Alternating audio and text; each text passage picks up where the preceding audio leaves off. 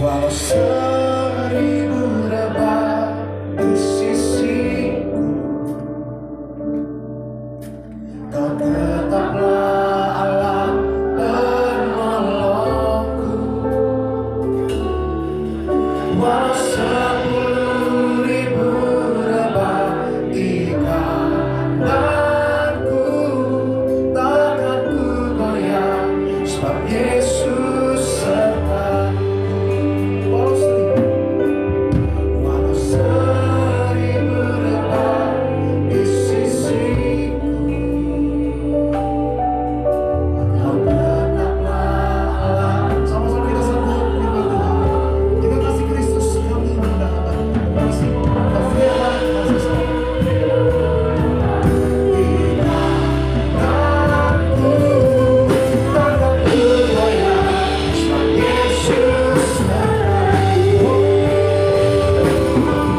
Walau seribu rebah di sisiku,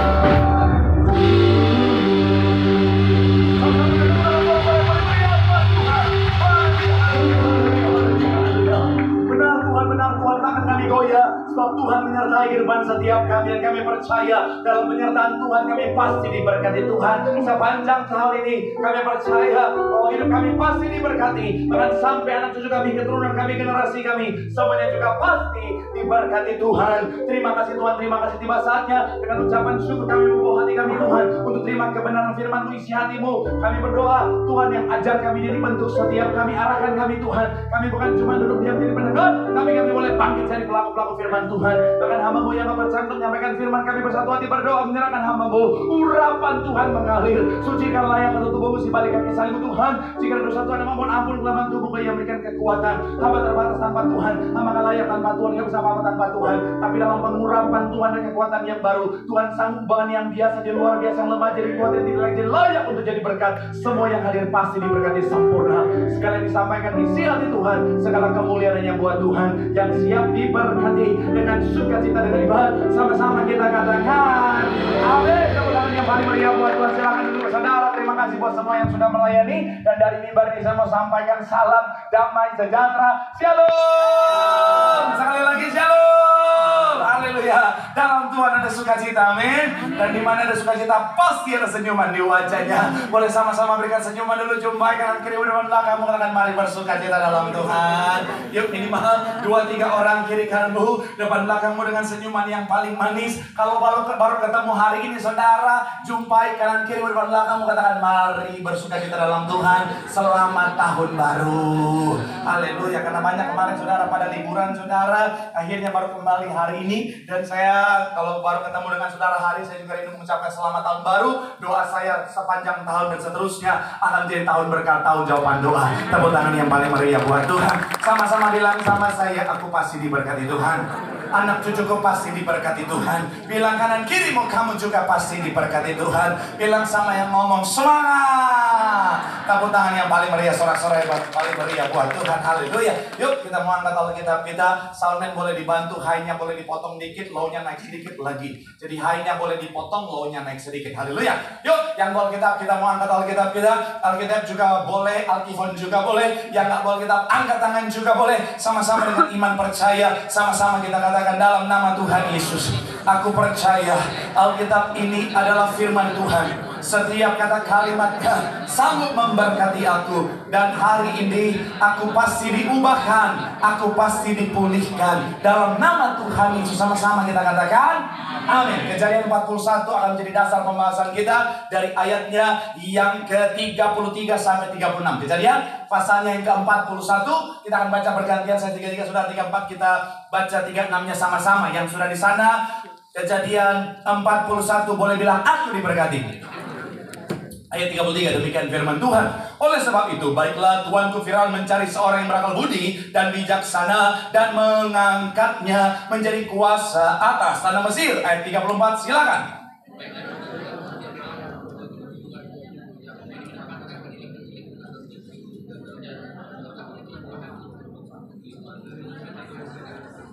Ayat ke-35 dikatakan apa? Mereka harus mengumpulkan segala bahan makanan dalam tahun-tahun baik yang akan datang ini, dan di bawah kuasa tuanku Firaun menimbun gandum di kota-kota sebagai bahan makanan serta menyimpannya. 36 sama-sama 3. Ya, demikianlah Pak, segala bahan makanan itu menjadi persediaan untuk negeri ini dalam apa? Ke-7 tahun. Sama-sama bilang sama saya tahun kelaparan. Sama-sama bilang sama saya tahun kekeringan. Sama-sama bilang sama saya tahun kekurangan yang akan terjadi di tanah Mesir, supaya apa? Negeri ini jangan binasa. Karena apa?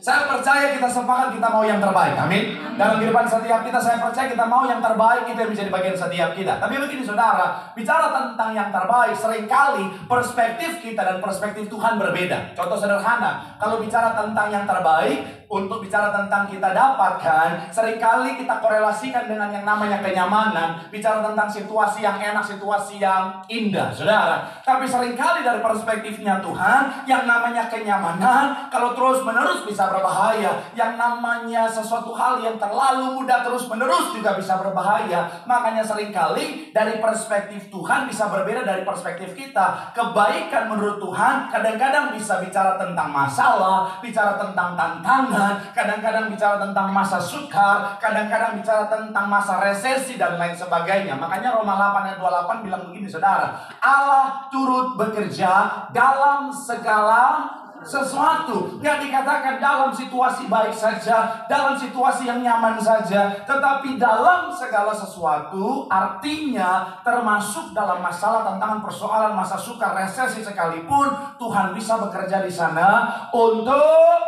mendatangkan, sama-sama bilang sama saya, mendatangkan kebaikan. Amin. Nah, karena dalam segala sesuatu, artinya dalam segala keadaan. Sama-sama bilang sama saya, dalam segala keadaan. Kalau saudara suka baca buku tentang atau artikel atau bicara tentang berita, atau mungkin hari-hari saudara pengamat pakar politik, bukan politik tetapi ekonomi saudara mungkin sangat dekat dengan yang namanya kata deflasi saudara. Jadi beberapa bulan terakhir saudara, dari 2024 terakhir saudara, 6 bulan terakhir saudara, terjadi yang namanya deflasi. Apa itu deflasi? Harga-harga menurun. Kalau saudara bilang Pak Pendeta bagus dong Pak Pendeta, no, ternyata untuk ekonomi justru tidak baik saudara. Deflasi akan akhirnya berdampak pada bisnis akan berdampak pada perputaran uang, akhirnya akan berdampak pada tenaga kerja, dan seterusnya. Akhirnya singkat cerita saudara, banyak pengamat ekonomi bilang dampak yang akhirnya bisa terjadi, buruk-buruknya adalah krisis saudara. Saya kemarin diundang untuk khotbah di Transcorp. Saya ketemu dengan Pak Hairul Tanjung saudara, seorang bisnismen kawakan. Dia juga bilang bahwa masuk tahun yang baru 2025, dia prediksi bisa menjadi tahun yang berat buat banyak orang saudara. Tapi begini saudara, kita tolak resesi, katakan amin. Kita tolak krisis moneter, katakan amin. Tapi kalaupun Tuhan izinkan terjadi, percaya sungguh anak-anak Tuhan tetap diberkati, katakan amin. Di dalam Alkitab, tepuk tangan dulu yang paling meriah buat Tuhan. Haleluya. Di dalam Alkitab ada banyak fase di mana Tuhan izinkan krisis itu terjadi, ada banyak keadaan di mana Tuhan izinkan kekurangan, kekeringan itu terjadi, tetapi anak-anak Tuhan tetap dipelihara sempurna, tetap diberkati sempurna. Bahkan saya mau bilang saudara, kalau kita baca Ishak, kalau kita baca Yusuf dan seterusnya, saya mau bilang saudara, sekalipun dalam masa kekurangan, diberkatinya tetap berkelimpahan, katakan amin. Tapi begini, dalam konteks berkat berkelimpahan, ada bagiannya Tuhan, ada bagian kita. Tuhan sudah siapkan berkat, tapi bukan artinya kita nggak ngapa-ngapain, tetapi ada yang harus kita kerjakan. Sama-sama bilang sama saya, ada bagian kita. Bilang kanan kirimu, ada bagian kita. Kalau kita lakukan itu, firman Tuhan akan kita bahasarin saudara. Percaya sungguh, apapun keadaan tahun ini kita tetap diberkati bahkan berkelimpahan. Tepuk tangan yang paling meriah buat Tuhan. Oke, judulnya adalah kelimpahan di tengah kekurangan. So, apa kunci tetap berkelimpahan di tengah kekurangan? Belajar dari kisah Yusuf, saudara. Kita baca tadi, saudara. Yang pertama saya mencatat adalah yang pertama, observasi atau pengamatan. Sama-sama bilang sama saya observasi. Sama-sama bilang sama saya mengamati. Coba kita buka ayat 46, saudara. Kejadian 41 tadi, ayatnya yang ke-46. Yang sudah di sana boleh bilang, aku diberkati Tuhan. 3, ya. Yusuf berumur berapa? Ketika ia menghadap Firaun, raja Mesir itu, maka pergilah dari depan Firaun, lalu dikelilinginya seluruh apa?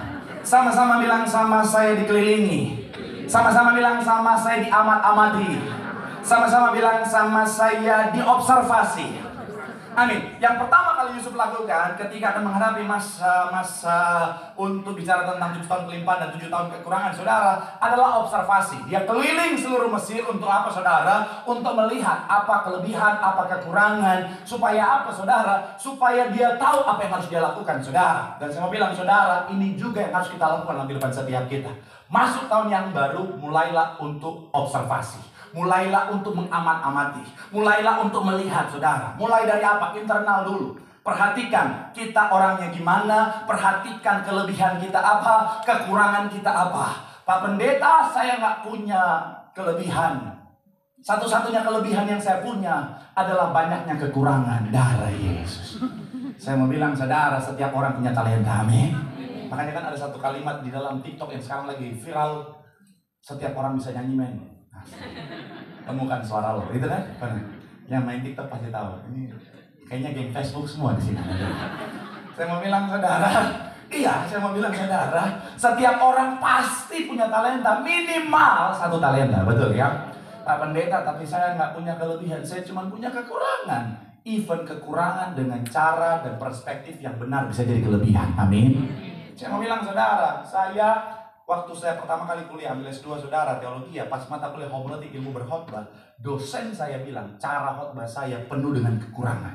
Kenapa? Karena terlalu lucu katanya, saudara. Iya, dari perspektif dia itu kekurangan, saudara. Iya, karena menurut dia khotbah yang baik adalah khotbah yang penuh wibawa ya. Shalom Bapak Ibu Saudara. Saya bukan lagi ajak saudara untuk berdebat cara khotbah mana yang benar, saudara. Tapi saya mau ajak saudara untuk melihat bahwa apa dari perspektif dia itu kekurangan.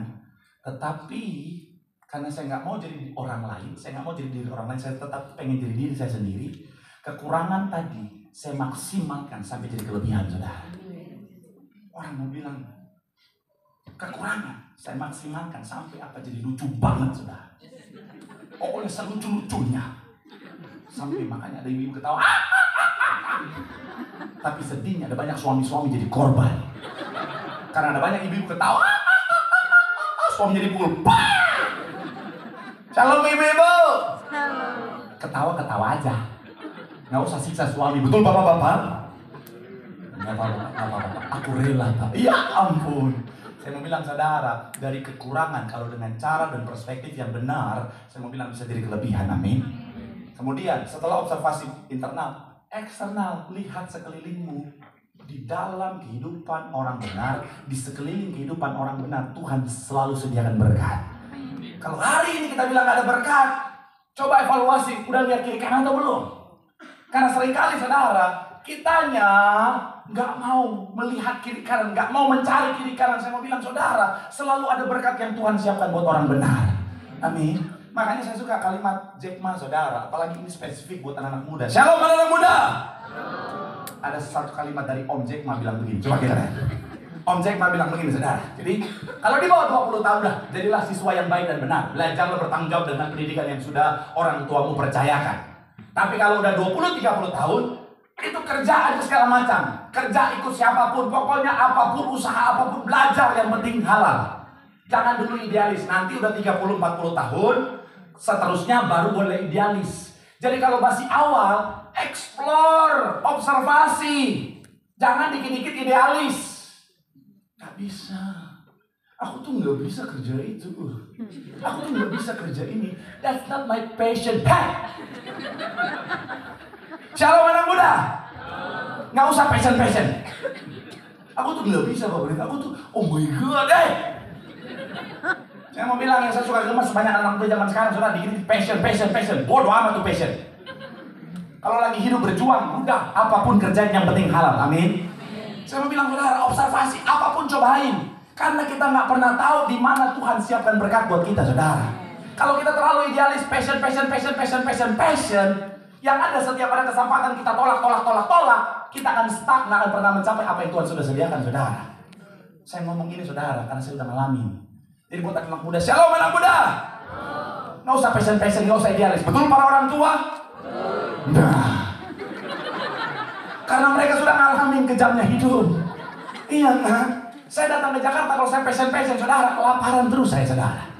Saya nyampe ke Jakarta tahun 2007, saudara, itu kelaparan yang luar biasa, saudara. Ngerasain menang hidup susah, ngadong hepeng, nada doi, oh Tuhan Yesus buat cuan apalagi, saudara. Kalau saya passion, saudara, udah mati kelaparan. Jadi saya observasi, apapun saya lakukan. Percaya saya seorang introvert.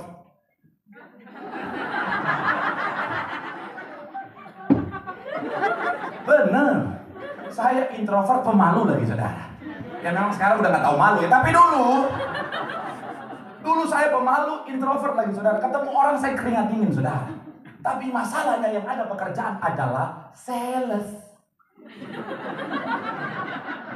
Seorang nyampe ke Jakarta, yang paling cepat dapat pekerjaan apa? Sales, gaji kecil, berharap dari bonus, saudara. Kalau saya mau idealis, nggak bisa, udah nggak bisa hidup, saudara. Jadi udah masuk keluar kantor, nawarin, saudara. Kalau zaman sekarang enak, sosial media, orang di seluruh dunia bisa lihat konten kita, betul ya? Zaman dulu, handphone masih canggong. Mana ada internet seaktif sekarang, saudara? Facebook aja masih jarang-jarang, itu pun aksesnya masih di laptop, saudara, betul kan? Kalau sekarang, saudara mau tinggal bikin konten, aku tunjukin, rumah sudah jadi. Iya kan? Zaman dulu masuk keluar kantor, kadang-kadang baru masuk udah diusir kayak debt collector mau tagih utang, saudara. Oh Tuhan, tapi apa? Ya udah saya jalani, memang itu observasi masuk sana. Habis itu dapat tawaran apa? Ada tawaran untuk apa? Jadi MC Sweet Seventeen, bayangin. Seorang pemalu, introvert, jadi MC Sweet Seventeen. Yang harus lucu. Kalau saya idealis, nggak bisa. Udah nggak makan saya. Akhirnya udah saya jalani, sikat, nggak apa-apa. Akhirnya puji Tuhan bisa juga, saudara. Setelah itu dapat tawaran, saya cari, dapat tawaran apa, saudara? Jadi news presenter. Dari yang tiba-tiba, selamat pagi pemirsa, sama sekali saya. Tapi karena cuma itu yang ada, sikat juga, saudara. Saya mau bilang, saudara, udahlah, bodoh amat lah, idealis nggak usah. Selama halal, amin. Selama di jalan yang benar, cobain semuanya. Apapun lakukan, yang penting tetap dalam koridor firman Tuhan. Karena apa? Di dalam lingkaran orang-orang benar selalu ada berkat yang Tuhan pasti sudah sediakan. Tepuk tangan yang paling meriah buat Tuhan. Bilang sama kanan kiri observasi. Bilang sama ngomong jangan idealis. Ada berkat yang Tuhan siapkan. Tepuk tangan yang paling meriah buat Tuhan. Haleluya, haleluya. Yang kedua, saudara, apa kunci berkelimpahan di tengah kekurangan? Yang kedua, planning and action. Sama-sama bilang sama saya planning. Sama-sama bilang sama saya action. Ayat 34 sampai 36. Sama-sama bagian 34 awal saja kita baca, saudara. Yang sudah di sana boleh bilang aku diberkati. 3, ya, baiklah juga tuanku apa Firaun berbuat. Sama-sama bilang sama saya Yusuf merencanakan. Amin. Saya mau bilang, saudara, setelah kita observasi masuk tahun yang baru, mulailah mulai ada perencanaan, saudara. Pastikan kita mulai buat perencanaan. Bisnis aja butuh business plan. Bicara tentang wedding aja butuh wedding planner. Bicara tentang event butuh event plan. Bicara tentang apa, perencanaan itu penting. Kenapa? Karena dengan perencanaan kita sementara membuat diri kita ketika dalam kondisi yang tak terduga itu, kita bisa lebih bijaksana mengambil keputusan. Kemudian semuanya bisa terukur, saudara. Biasanya keputusan lebih baik. Makanya saya suka satu kalimat dari seorang yang bernama Alan Sahain Lakin. Nah, dia bilang begini, saudara. Planning is bringing the future into the present that you can do something about it. Jadi kayak kalau kita punya planning, kita sementara membawa masa depan ke masa kini. Supaya apa? Kita bisa lakukan sesuatu dengan itu. Jadi kalau nanti kita ada di posisi itu, kita tahu harus lakukan ini dan lain sebagainya, saudara. Makanya sama-sama bilang sama saya, planning itu penting. Tapi saya satukan planning dengan action. Karena ada banyak orang jago planning, no action, saudara. Shalom. Ada banyak orang jago planning, no action. Oh, masuk tahun yang baru, aku planning, aku akan daftar fitness. Nanti setelah daftar fitness, 1 minggu ini minimal 4 kali. Bulan ketiga saya sudah 6 pack. Planningnya begitu, actionnya 0 besar. Bulan ketiga bukan elemen, prenagemos. Badanku dulu tak begini. Iya kan? Ada banyak. Udah ibu-ibu, udah bu. Saya tahu itu suami Anda. Udah, nggak usah. Udah, tapi sekali lagi, saya mau bilang saudara, ada banyak orang jago planning tapi no action. Saya mau bilang saudara, iman saja tanpa perbuatan hakikatnya. Apalagi planning saudara. Amin. Saya mau bilang saudara, yuk, saya percaya semuanya sudah merancangkan untuk apa yang harus terjadi tahun ini. Jangan diam saja, mari bertindak bersama dengan Tuhan. Kau pasti diberkati Tuhan. Tepuk tangan yang paling meriah buat Tuhan. Bilang sama kanan kirimu, planning. Bilang sama yang ngomong, bertindak. Bilang sama ngomong, lu juga, jangan ngomong doang. Tepuk tangan yang paling meriah buat Tuhan. Haleluya. Saya punya 4 poin, tapi poin ketiga, komen keyboard boleh saya undang maju ke depan. Yang ketiga, kunci berkelimpahan di tengah kekurangan yang ketiga adalah saving atau menabung atau berhemat. Sama-sama bilang sama saya menabung. Sama-sama bilang sama saya berhemat. Ayat 35, sama-sama kita baca. 35, ya, mereka segala bahan makanan dalam tahun-tahun baik yang akan datang ini dan di bawah Tuhan, kuasa Tuhan ke Firaun, menimbun gandum di serta sama-sama bilang sama saya menabung. Kita loncat 48 dan 49 dalam Kejadian 41, saudara. 3, iya. Maka Yusuf mengumpulkan segala bahan makanan ke-7 tahun kelimpahan yang ada di tanah Mesir. Lalu apa? Disimpannya di kota-kota. Hasil daerah sekitar tiap-tiap kota disimpan di dalam kota itu. Sama-sama bilang sama saya disimpan. Sama-sama bilang sama saya ditabung. 49. Demikianlah Yusuf menimbun gandum seperti pasir di laut, sangat banyak sehingga apa? Orang berarti menghitungnya karena memang tidak. Sama-sama bilang sama saya, Yusuf nabung. Saya mau bilang saudara, ketika saudara dan saya berobservasi, saudara planning, saudara melangkah bertindak dengan iman, kau pasti diberkati Tuhan. Tetapi ingat baik, kalau sudah diberkati, pastikan hemat, nabung. Shalom. Nabung. Karena ada banyak orang jago cari duit, tapi lebih jago ngabisin duit. Saya mau bilang saudara, mohon maaf ya. Saya mau bilang ya, orang tua dulu suka pesan nabung. Itu alkitabiah. Benar. Jangan pikir oh Pak, nabung dan ketinggalan zaman. No.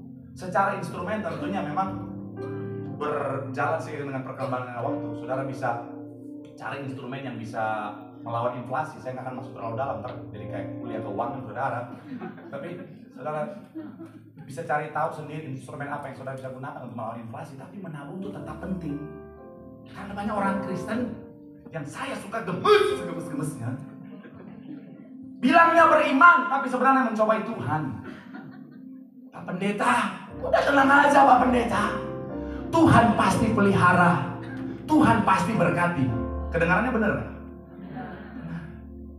Tapi hari ini terima gaji 5 juta, besok habis.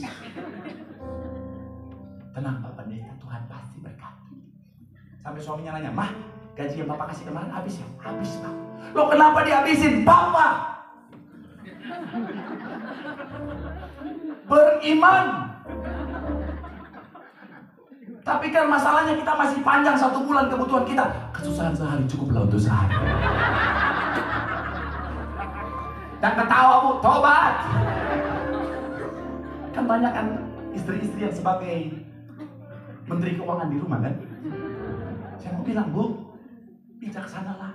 Kau bukan lagi di padang gurun yang roti mana turun setiap hari. Iya kan? Itu kalau misalnya gaji 5 juta itu berkat buat 1 bulan. Kita ini setengah bulan pun setengah bulan aja gak cukup kata Oma. Betul Oma, memang Jakarta mahal Oma. Coba kau pikirkan, coba kau renungkan, gaji 5 juta mana cukup 1 bulan. Betul Oma, betul. Saya setuju, hidup Oma. Apalagi, makanya 5 juta aja kadang-kadang gak cukup. Nah, apalagi saudara foya-foya.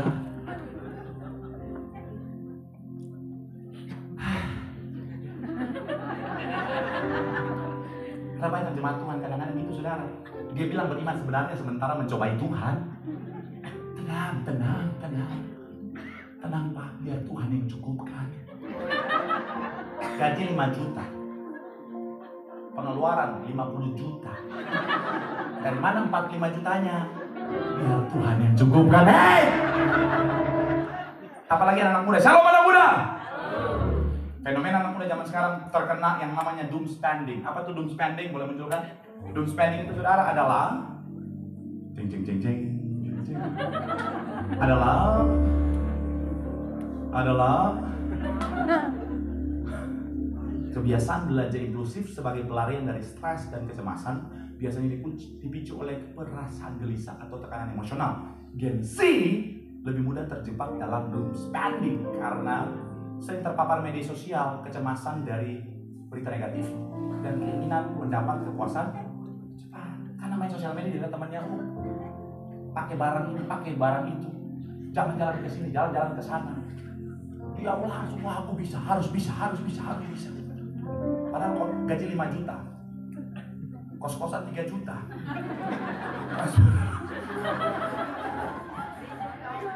Ya kan Oma ya? Masa harus belajar paham sama Oma? Nah, udahlah. Menabung, berhemat, hidup. Memang gini. Menabung, berhemat adalah bagian dari kita menghargai berkat Tuhan. Memang berkat yang Tuhan siapkan itu berkelimpahan, katakan amin. Tapi yang Tuhan mau, anak Tuhan gaya hidupnya secukupnya. Berilah kami pada hari ini makanan kami yang berlimpah-limpah. Luber. Itu Pak. Secukupnya. Saya bisa nggak hari ini saya beli mobil sport 2 pintu? Terima kasih buat saudara ini. Bisa. Carry 2 pintu, itu sport banget itu saudara. Pick up yang bekas ada ya. Saya mau bilang ya, udahlah. Kalau kau udah cantik pakai FIFA and Funbo, nggak usah maksain pakai makeup Korea. Betul bapak-bapak? Tadi pagi bapak-bapak yang amin cuma 1-2 orang, nggak bisa Pak. Kalau pakai yang biasa istri saya nggak ketolong Pak. Ya Tuhan Yesus. Ya udahlah. Shalom bapak-bapak. Sekalipun kau sumber berkat dalam rumah tangga, yang kerja dalam rumah tangga, tetap ada kebijaksanaan dalam mengatur keuangan. Jangan boros. Beli sepeda, karena saya kan lagi suka olahraga Pak. Beli sepeda yang 70 juta. Padahal gajinya 7 juta. Istrinya gedaster, robek-robek nggak diganti-ganti. Kasian jalan-jalan ke pasar kemana, dasar robek sana, bolong sana. Setiap pulang pasar, kenapa nggak masuk angin? Apanya pakai Bronton. Pak udah terlanjur kebeli Pak, ya udah. Kalau udah terlanjur, nggak apa-apa, tapi jujur ke istri. Jangan beli 70 juta bilang ke istri 5 juta mah. Akhirnya teman istrinya datang, sepeda bagus nih. Iya tapi jarang suami pakai, gue beli aja. Berapa? 7 juta, gas ambil. Suami pulang, sepeda papa mana mak? Mama untung gede. Papa beli kan baru 5 juta. Mama jual 7 juta. Nih, mama 5 juta, papa 2 juta. Suami saya mau bilang bijaksana, amin. Berhemat adalah tanda kita menghargai berkat Tuhan. Dari yang kecil kita hargai, Tuhan pasti percayakan berkat yang besar. Tepuk tangan yang paling meriah buat Tuhan. Bilang sama kanan kirimu, bijaksana. Di situ ada berkat Tuhan. Tepuk tangan yang paling meriah buat Tuhan. Yang terakhir, saudara, kunci diberkati adalah memberkati. Sama-sama bilang sama saya berbagi. Sama-sama bilang sama saya menjadi berkat. Saya nggak akan panjang di poin ini, saudara. Karena kalau saudara mau lihat fullnya bisa nonton di live streaming nanti saudara. Tapi ketika diberkati, ingatlah ada berkat orang lain yang Tuhan titipkan melalui kita untuk kita salurkan. Saya bukan pendeta yang kaya raya, tapi kalau saudara bilang saya kaya, amin. Tapi puji Tuhan, dengan segala kekurangan hati ada banyak jemaat Tuhan yang suka memberkati saya. Ada aja berkat Tuhan saudara. Dan ketika saya diberkati, saya selalu siapkan untuk apa? Untuk dia selalu berkati. Satu ketika, di satu momen, ada seorang jemaat, ibu-ibu muda datang minta doa sama saya. Lagi hamil besar saudara, dan dia sambil nangis bilang, Pak, doakan saya mau melahirkan, saya nggak punya uang, saya nggak punya siapa-siapa. Saya punya orang tua mama saya ada di kampung kurang lebih 6 jam dari kota Medan. Di sini saya nggak punya siapa-siapa, saya sendirian. Tolong doakan saya. Saya doain, dan sambil saya berdoa, Tuhan taruh di hati saya untuk bilang, berkati dia. Singkat cerita, saya responi suara Tuhan. Saya bilang, tim saya urus segala keperluannya, pastikan mamanya bisa datang dan abangnya datang untuk nemenin dia, supaya semuanya boleh ada yang nemenin dan lancar saudara. Singkat cerita, puji Tuhan mamanya bisa nyampe bersama dengan saudaranya, kemudian lahirannya lancar, semuanya aman, puji Tuhan. Dia kirim foto, bilang, Pak, terima kasih banyak. 3 hari setelah itu saudara, di dalam pelayanan saya di sebuah daerah ada gubernurnya, panitianya panggil saya bilang, ketua panitia panggil saya bilang, Pak, izin Pak Gubernur diberkati dengan pelayanan Pak Pendeta, padahal bukan Kristen. Kemudian dia bilang, Pak, ini ada titipan dari Pak Gubernur. Berkat yang saya terima berkali-kali lipat dari berkat yang saya tabur. Boleh berikan tepuk tangan. Ketika kita jadi saluran berkat, saya suka satu kalimat seorang hamba Tuhan bilang begini, kita sementara buat Tuhan berhutang sama kita, dan Tuhan gak pernah mau berhutang. Kita memberkati, Tuhan pasti berkati kita, supaya melalui kehidupan kita jadi berkat, nama Tuhan dipermuliakan. Tepuk tangan yang paling meriah buat Tuhan. Bilang sama kanan kirimu, jadi seorang berkat. Bilang sama yang ngomong, jangan pelit, hidupmu pasti diberkati Tuhan. Tepuk tangan sekali lagi yang paling meriah buat Tuhan. Yang diberkati, boleh lambaikan tanganmu. Tepuk tangan sorak-sorak yang paling meriah buat Tuhan. Kiranya Engkau memberkati aku berlimpah-limpah, katakan, dan memperluas daerahku Tuhan, dan memperluas. Sambil kita boleh bangkit berdiri, daerahku,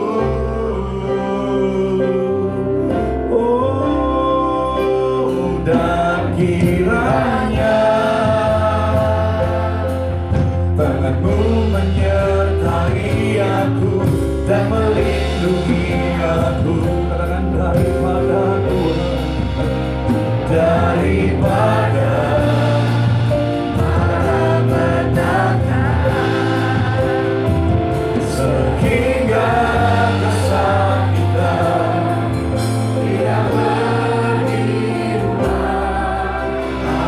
Mari tundukkan hatimu di hadapan Tuhan. Mari berdoa di hadapan Tuhan. Firman Tuhan ingatkan setiap kita bahwa apapun keadaannya, Tuhan sudah siapkan berkat bagi setiap kita. Tapi ingat, ada bagian kita harus kita kerjakan. Observasilah, lihatlah sekelilingmu, karena selalu ada berkat bagi orang-orang benar. Yang kedua, planning and action.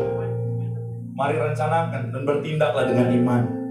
Yang ketiga, menabunglah. Ketika kau diberkati lebih, hargai berkat Tuhan dengan cara menabung. Karena menghargai berkat Tuhan dari yang terkecil, Tuhan pasti percayakan berkat yang besar. Dan yang terakhir, menjadi berkatlah. Karena kita diberkati untuk supaya hidup kita jadi berkat bagi banyak orang. Ketika kita menjadi saluran berkat, kita sementara menghubungkan lumbung kita dengan lumbung kerajaan sorga. Kau pasti diberkati, bahkan berkatnya berkelimpah, supaya hidupmu terus jadi saluran berkat, nama Tuhan dipermuliakan. Sambil angkat tanganmu di hadapan Tuhan, hamba menyerahkan siapapun yang hadir hari ini, semuanya diberkati berkelimpahan, sehingga mereka boleh jadi berkat. Apapun masalah tantangan, kami percaya pemulihan Tuhan pasti dinyatakan. Bahkan kami doa, anak cucu mereka pintar, cerdas, generasi juara, punya masa depan yang luar biasa. Boleh berikan sekali lagi tepuk tangan yang paling meriah buat Tuhan. Tempat ini Tuhan berkati. Korator tempat ini Tuhan berkati. Rekan-rekan yang melayani semuanya juga diberkati. Gereja kami Tuhan berkati. Yang kami sayangi, gembala sidang kami perintah dari para yang untuk ekstra kuasa ekstra musya terusnya pakai Tuhan luar biasa. Para pemimpin kami karso karu dalam berkat perlindungan Tuhan yang sempurna. Bagaimana kami menyerahkan Tuhan Indonesia diberkati, Indonesia dimenangkan untuk kemuliaan nama Tuhan. Sementara kami pulang Tuhan jaga Tuhan yang sertai. Besok dan seterusnya usaha pekerjaan bisnis toko dagangan studi kami Tuhan berkati berhasil. Dan kami menyerahkan Tuhan itu Tuhan kehidupan kami di dalam Tuhan. Pasti dalam pemeliharaan berkat Tuhan yang sempurna. Sambil angkat tanganmu, terimalah berkat Tuhan. Tuhan memberkati hidupmu, Tuhan memberkati pekerjaanmu, Tuhan memberkati kesehatanmu, Tuhan memberkati anak cucumu sepanjang tahun dan seterusnya lah tahun berkat, tahun pemulihan, tahun mujizat, dan kiranya kasih anugerah dari Tuhan kita Yesus Kristus menyertai kita mulai hari ini sampai selama-lamanya. Yang sudah diberkati dengan surga kita sama-sama kita katakan amin. Tepuk tangan yang paling meriah buat Tuhan.